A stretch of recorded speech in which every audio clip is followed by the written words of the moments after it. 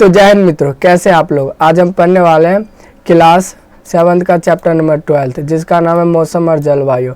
अगर आपको यह वीडियो पसंद आता है तो लाइक, सब्सक्राइब और फॉलो जरूर करिए। चलिए आगे बढ़ते हैं।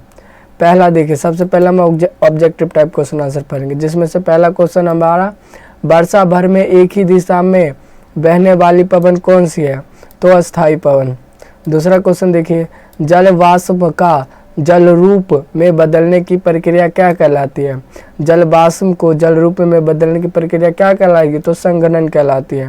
तीसरा क्वेश्चन देखिए, कैटरीना क्या है, तो कैटरीना एक चक्रवात है। आगे देखिए, अब हम खाली स्थान को देखने वाले हैं। चक्रवात के केंद्र में दाब होता है, कितना दाब होता है, तो निम्न दाब होता है। दूसरा देखिए, लू एक हवा है। लू क्या है, तो एक गर्म हवा है। आपने सुना होगा किसी आदमी को लू लग जाता है तो उसे क्या लग जाता है, गर्म हवा का झोंका लग जाता है, इस कारण उसका तबीयत खराब हो जाता है। दूसरा क्वेश्चन देखिए, ऊंचाई के कारण हवा होकर संघनन करती है। ऊंचाई के कारण क्या होता है, ठंडी हवा होकर संघनन करती है।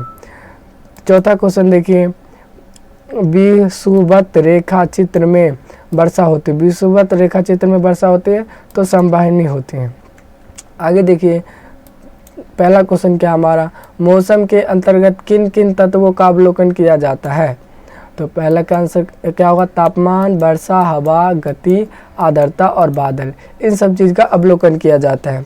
आगे देखिए, दूसरा क्वेश्चन क्या हमारा, जलवायु किसे कहते हैं तथा जलवायु को प्रभावित करने वाले कौन से प्रमुख कारण हैं। उत्तर, किसी बड़े क्षेत्र में लंबे समय की मौसम की औसत स्थिति जलवायु है। प्रमुख कारक अस्थायी ऊंचाई, समुद्र से दूरी और हवाएं हैं। किसी भी जलवायु को प्रभावित करने के मुख्य 3 कारण होते हैं। पहला देखिए, प्रमुख अस्थायी ऊंचाई और समुद्र से दूरी और हवाएं। समुद्र से दूर होने के कारण वहाँ पे ठंडी हवा नहीं जा पाती है, जिसके कारण मौसम जलवायु परिवर्तन होता है। तीसरा क्वेश्चन देखिए हमारा, पृथ्वी पर विभिन्न स्थानों का तापमान अलग अलग क्यों होता है। तो सूर्य की किरण अलग अलग कोनों पर पड़ती है, जिससे गर्मी का वितरण आसमान में होता है। चौथा क्वेश्चन हमारा, तापमान का प्रभाव मौसम पर पड़ता है, उचित उदाहरण के सहित पुष्टि कीजिए। कैसे, तो आइए हम देखते हैं। हाँ, उदाहरण के लिए उच्च तापमान से गर्मी की लहर और तापमान ठंडे की लहर का सकती है। दोबारा देखिए, हाँ, उदाहरण के लिए उच्च तापमान से गर्मी की लहर और कम तापमान से ठंडी की लहर आ सकती है। तो दोनों चीज़ में लहर आने की संभावना हो सकती है। आगे बढ़ते हैं। पांचवा क्वेश्चन देखिए हमारा, पृथ्वी पर कितने ताप कटिबंधीय, इसके क्या महत्व है। कटिबंधीय के बारे में बताना है। तो पृथ्वी पर मुख्य रूप से 3 ताप कटिबंधीय हैं। पहला ऊष्मीय कटिबंधीय, दूसरा है अस्तोष्ण कटिबंधीय और ध्रुवीय। यह कटिबंधीय पृथ्वी पर विभिन्न प्रकार की जलवायु और वनस्पति को निर्धारित करती है। यह तीनों मिलकर ही पृथ्वी पर विभिन्न प्रकार की जलवायु और वनस्पति का निर्धारित करती है। छठा क्वेश्चन देखिए हमारा, वायु में गति के क्या कारण हैं। वायु में गति के क्या कारण है, तो उत्तर देखिए, वायु में गति का मुख्य कारण तापमान और दाब में अंतर और गर्मी हवा हल्की होकर ऊपर उठती है और ठंडी हवा भारी होने के कारण उस स्थान को भरने के लिए चलती है, जिसमें वायु गतिमान होता है। सातवां क्वेश्चन देखिए हमारा, वायु के कितने प्रकार होते हैं और प्रत्येक का नाम सहित वर्णन कीजिए। वायु के कितने प्रकार होते हैं, तो देखिए आधे में जानने के लिए मिल जाएगा।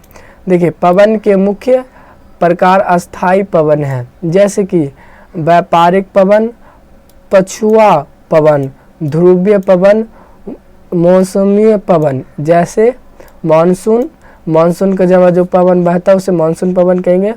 स्थानीय पवन, जैसे कि लू, समुद्री सेमिनार। लू जैसे स्थानीय पवन, जहाँ पे बहुत ज़्यादा गर्मी होगा वहाँ पे लू पवन और समुद्री दोनों होगा। और अस्थाई समीर। और देखिए, चक्रवाहने। चक्रवाहन क्या है, जिनकी दिशा बदलती रहती है। ऐसे पवन जिनकी दिशा बदलती रहती है उसे हम चर पवन कहेंगे। आठवां क्वेश्चन देखिए हमारा, स्थलीय समीर एवं समुद्र समीर में क्या अंतर है, स्पष्ट कीजिए। स्थलीय समीर रात में भूमि में समुद्र की ओर चलती है क्योंकि भूमि जल्दी ठंडी होती है, जबकि समुद्र समीर दिन में समुद्र से भूमि की ओर चलती है क्योंकि समुद्र धीरे धीरे गर्म होता है। समुद्र कैसे गर्म होता है, तो वह धीरे धीरे गर्म होता है। 9वां क्वेश्चन देखिए हमारा, चक्रवात क्या है, इसके प्रभावों का वर्णन कीजिए। चक्रवात, आपने चक्रवात के बारे में आपको पता है तो हमें कमेंट जरूर करें और ऐसे हमारे साथ वीडियो में बने रहें। और आपको वीडियो अच्छा लग रहा हो तो लाइक सब्सक्राइब जरूर करिए।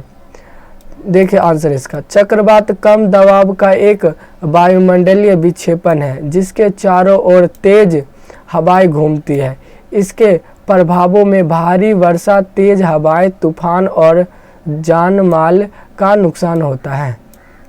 दोबारा देखिए, चक्रवात कम दाब का एक वायुमंडलीय विक्षेपण है जिसके चारों ओर तेज हवाएं घूमती है।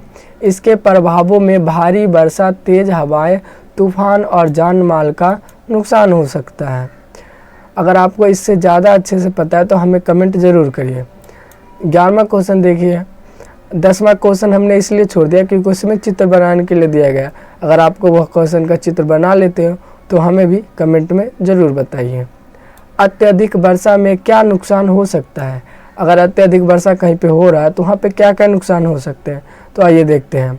अत्यधिक वर्षा से बाढ़, भूस्खलन, फसल नुकसान, बीमारियां फैलना और आधारभूत संरचना का विनाश हो सकता है। आपने देखा होगा जहाँ कहीं भी वर्षा अत्यधिक मात्रा में फैलता है वहाँ पे घर गिरने की संभावना बहुत रहता है, बीमार भी फैलते हैं एवं इत्यादि तरीकों से वहाँ पे नुकसान होता है। 12वां क्वेश्चन देखिए, हम वर्षा जल का संचय क्यों करना चाहिए। हमें वर्षा जल का संचय क्यों करना चाहिए, तो आपको पता होगा हमारे पृथ्वी पे पीने लायक पानी बहुत ही कम है और खारा पानी अत्यधिक मात्रा में। तो इसका उत्तर देखिए देखते 12वें का, हम वर्षा जल का संरक्षण भविष्य में पानी की कमी से बचने और भूजल स्तर को बढ़ाने और सिंचाई तथा अन्य घरेलू कार्यों के लिए पानी उपलब्ध कराने के लिए करना चाहिए। आपको पता होगा पीने वाला पानी का हम ज़्यादातर उपयोग करते हैं नहीं, परंतु हमें जल वाले पानी को बरसे वाले पानी को एक सही जगह इकट्ठा करना चाहिए और उसे अपने निजी कामों में इस्तेमाल करना चाहिए। तो यह टॉपिक हमारा यहीं पे ख़त्म होता है। अगर यह वीडियो आपको पसंद आता है तो सब्सक्राइब, कमेंट और बेल आइकन प्रेस ज़रूर कर दें। आप हमको अगर फेसबुक और इंस्टा पे देख रहे हो तो हमें फॉलो भी कर सकते हैं। फिर मिलते हैं एक नए टॉपिक के साथ, तब तक के लिए जय हिंद, जय भारत।